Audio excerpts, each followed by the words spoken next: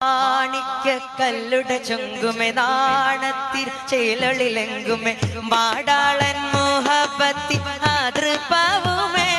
ഇന്ന് മാനിമ്പ കശകീർ നോവൽ തീടുമേ മാണിക്കല്ലുടെ ചൊങ്കുമെ